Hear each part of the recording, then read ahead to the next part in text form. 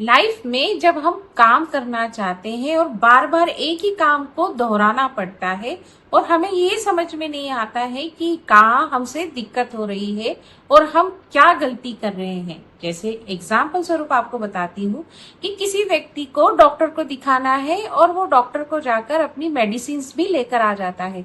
Doctor ने एक time period दिया होता है कि आपको 1 से 3 महीने के बीच में इन दवाइयों को लगातार लेना है, पर वो व्यक्ति इग्नोर कर देता है और यहीं से उसकी जिम्मेदारी झलकती है।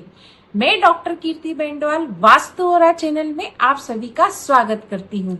तो यहाँ आज हम बात करने वाले हैं सैटर्न के वक्री होने की, जो हो रहे हैं 27 जुलाई से 11 दिसंबर तक। ये 138 दिन में आपकी क्या जिम्मेदारियां रहने वाली है, आज हम उसी पर बात करने वाले हैं। क्योंकि सैटर्न जिस तरह से कार्य करते हैं, एक दंड नायक की तरह कार्य करते हैं, जो आपको लाइफ में ये फोकस और ये रिस्पॉन्सिबिलिटी सिखाने आते हैं कि आपके कौन से पूर्व जन्म की कर्म अधूरे रह गए थे, या आप 1.5 से 2 सालों में आपने किन किन कामों को अधूरा छोड़ा है और किसे पूरा करने की आपकी जिम्मेदारी आपको निभानी है। यही सब कार्य करने के लिए सैटर्न का वक्री होना इस प्रकार से होता है कि सोलर सिस्टम में सैटर्न अपनी गति से तो गतिमान है ही सही, पर वो हमें इस तरह से प्रतीत होते हैं कि सैटर्न अब उल्टे चलने लगे हैं। जैसे कि सैटर्न यदि आपके कर्म स्थान में बैठे हुए हैं, तो अब वक्री होने पर इसका प्रभाव आपके भाग्य स्थान पर भी दिखाई देने वाला है।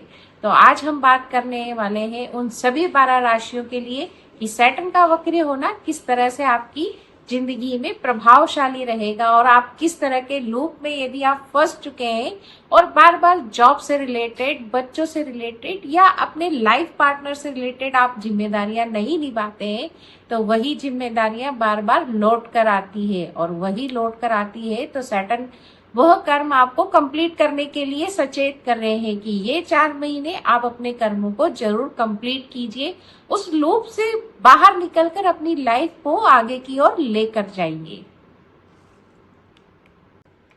सैटर्न अभी विद्यमान है मीन राशि में और नक्षत्र है उनका रेवती नक्षत्र। रेवती नक्षत्र के देवता है पूषण और प्लेनेट है मरकरी। तो यहाँ अब आपको ध्यान देना है कि मीन राशि है समुद्र की तरह गहराई लिए हुए और जिसका किनारा नहीं है, विशाल है। तो यहाँ अब आपको अपनी सीमाओं को बांधना है, लिमिटेशंस क्रिएट करने हैं, क्योंकि यहाँ आपको अपने कर्मों के लिए एक नियम बनाना है जिससे कि आपके जो अधूरे कर्म थे वो आप पूरे कर सके। इसके साथ ही जैसे कि हम आज बात करेंगे मेष राशि या मेष लग्न वालों के लिए कि किस तरह से सैटर्न उनके 12th हाउस में विद्यमान है, जिसके कारण उनके खर्चे तो अधिक बढ़ ही गए थे और नींद में भी वो डिस्टर्ब फील कर रहे थे।